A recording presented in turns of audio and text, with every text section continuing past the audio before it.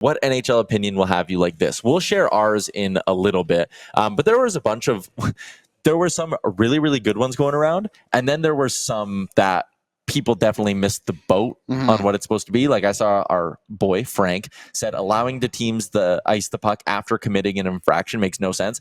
I have had that take for, I remember it was one of the first like somewhat viral clips I had when I started working at the Nation, was me saying that, because it really does make no sense how you commit an infraction and the sport is like immediately here. It's like such a Canadian plate way to be like, yes, you tripped him. That's 2 minutes in the box.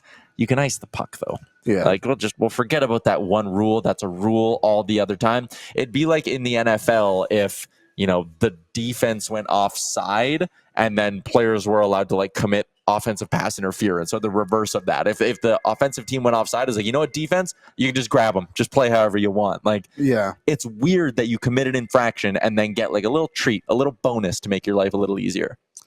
Yeah, I don't love it because if it was the opposite, you would probably get a lot more goals as well. You would get a lot more goals. So it would increase scoring without like fundamentally changing the game. It would also probably make for like you wanting to have some more finesse players available on your PK, because you can't just have guys who hammer it around the glass. You would need guys who can chip it high and out of the zone. I also think from like a younger age level, it would develop better puck skills for guys. Totally. Because I think USA Hockey's done this at the youth level. A lot of tournaments you go to in the US for like just say US hockey development camps, for example, they will have stuff like that where they'll put in certain rules where like you can't change if the other team has the puck, or like icing the puck, stuff like that. It's a good way to just kind of keep people thinking about the game rather than just like, hey, now I just have to hit this as hard as I can down the ice. Yeah. Sean said the guys on the PK would be absolutely exhausted, but I do like it. Joe says PK percentage would tank. Absolutely. It would, but again, it would be in the name of getting scoring up, which granted, I don't actually think scoring's in a bad spot right now in the NHL. Like save percentage is down, goals per game I think is generally up. So, and also too, like I think people are exaggerating how much the puck actually gets iced. Like a lot of times, like guys have enough time to ice the puck, but also too they would have just as much time to just like chip it up.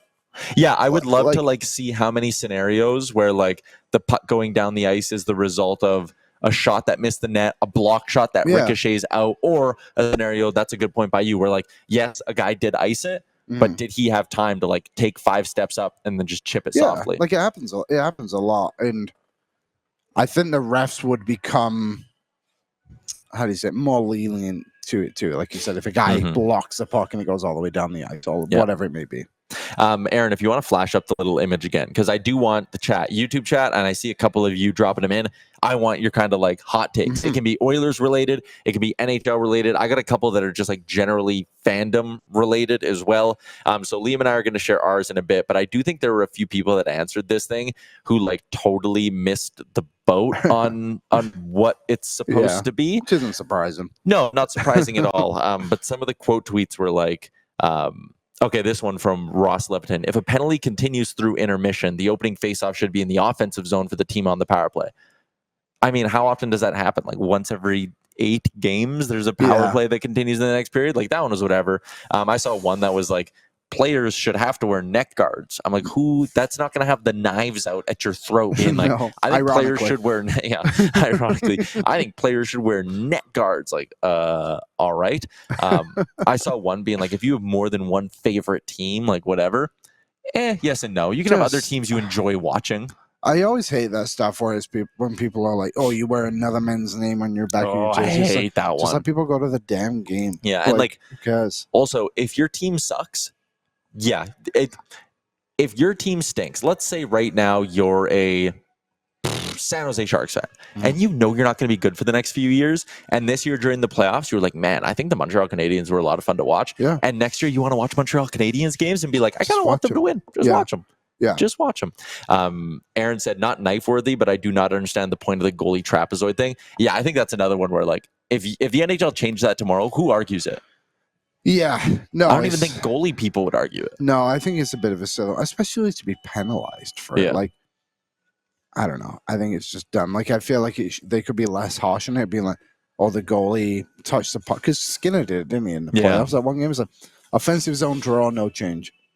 Just something like that. Or like, just get rid of it. If yeah, a or goalie just wants to remove go it. out, it's at his own risk. Yeah. Craig said teams should be able to pick the dimensions of their home ice between NHL or international size and build their rosters accordingly. That is something like it is wild to think about in baseball. Every park is just different. Yeah, in soccer, especially in England, I know this for sure. Your field has to be a certain area. So you can do a shorter but like fatter. Yeah, so one? it can be like wider and shorter, or There you go. longer and short and thinner. narrower. Yeah, which is interesting. Yeah, it would. Like, can you imagine the Oilers? They draft McDavid and they're like, "Oh shit, we're playing on international ice next year," and the Oilers just have more space. It would be cool to create like more of a true home ice advantage, but I do think it'll obviously never happen. Yeah, because in baseball, is there like obviously everyone's different. Like you There's said, regulations. Is there? Yeah, like what is it? Because I think the green monster is one thing. Is like, oh, but it's also like not that far. Like a lot of guys should be able to hit it over it. Yeah, you and know? also I think if a team were to build a stadium tomorrow, like if whatever. Pick a team was, or an expansion team in baseball was like, we're putting a green monster in baseball. I'd probably be like, no, you're not. Yeah. Fenway is kind of allowed to do that because it's 100 years old. What's up, Nation citizens? If you like that video, then you need to be subscribed to the Oilers Nation YouTube. Podcasts, live shows, exclusive interviews, and analysis.